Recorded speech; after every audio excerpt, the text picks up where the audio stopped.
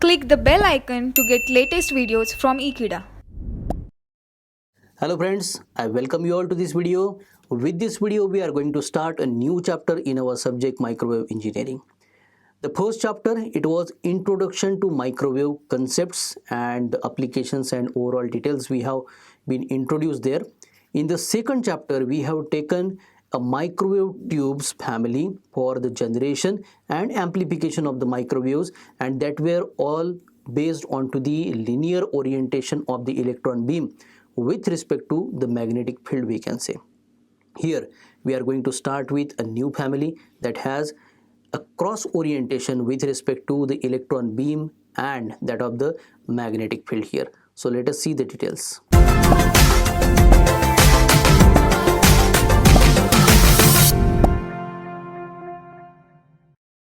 So here we start with our topic, that is the question, what is microwave cross field tubes?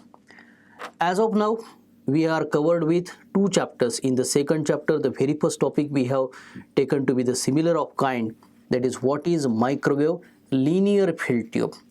So see, microwave tubes are actually the essential modifications from the conventional vacuum tubes.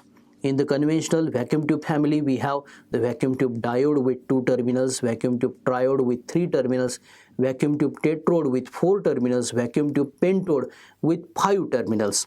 So there inside a vacuum tube, there it is a vacuum.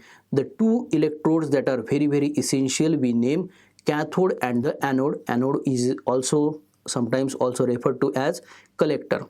So cathode is negatively charged, anode is positively charged, anode or collector. So there it is electron that has to travel a journey from cathode position to the collector position. So here in microwave tubes, there it is electron beam. N number of electrons, a lot many number of electrons, sometimes it is also referred to as electron plasma, is generated at the cathode because of the heating element. Cathode is negatively charged, and this electron beam, when is used for the purpose of microwave generation or microwave amplification, we get the tubes named as microwave tubes. So here we want the interaction of this electron beam with the microwave.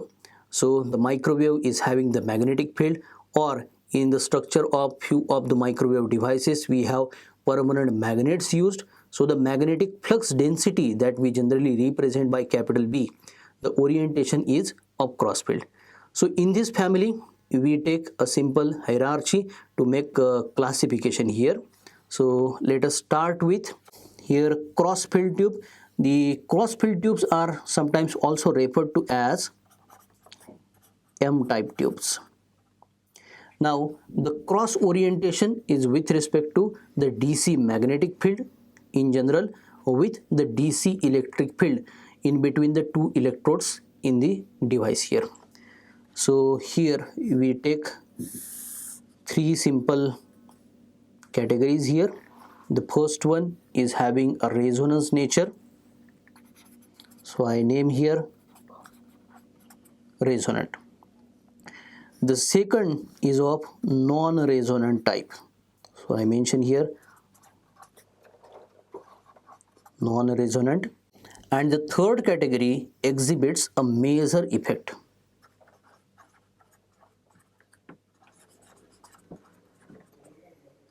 So here in the first category, that is of resonant type, we make the use of standing wave. With respect to the transmission line, the standing wave is generated when a forward wave and a reflected wave are present with certain equal parameters. So with respect to the resonance, we have a standing wave background to it, and then the use of the reentrant cavities are also there. The reentrant cavities are the modifications from a simple resonant cavities, making certain inner boundaries so that we separate out with the two grids into the resonant cavity that we have used in the earlier chapter. And here the very popular oscillator device to generate the microwave, that is having the microwave cross field with respect to the electric field there, that is called as magnetron. So the subsequent lecture will be based on cylindrical magnetron, the various types of magnetrons we shall see in this particular chapter. In the non-resonant, we again have two subcategories. The first subcategory is giving us the use of forward wave, whereas the second subcategory gives us the use of backward wave.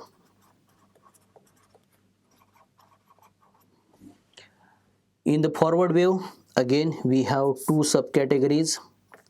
One is making the use of reentrant cavities, and the second, that is not making the use of reentrant cavities. So I mention here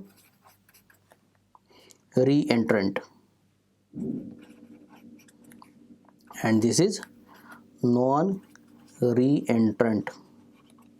The same will be the case for the backward wave. So here for the reentrant type, we have forward wave cross field amplifier. I make the abbreviation here. For the non-reentrant type, we have the device that is also known as dimetron. For the backward wave, for the reentrant type, we have the amplitron that we shall study in this particular chapter. Then for the non-reentrant type, I mention NR. Here we shall be studying the carcinotron. And finally, the major effect device that is named as gyrotrons. So this is the simple classification with respect to the family of M type, that is microwave cross-field tube. So by the next lecture, we shall be addressing the very important and the first device in this particular family, that is cylindrical cavity magnetron. So I hope you are definitely getting good knowledge of microwave engineering. With these two chapters, we are learning how the microwave energy is generated. So the magnetron is microwave energy generator working as oscillator. For more information like this, you can subscribe to Ekeeda channel. Thank you.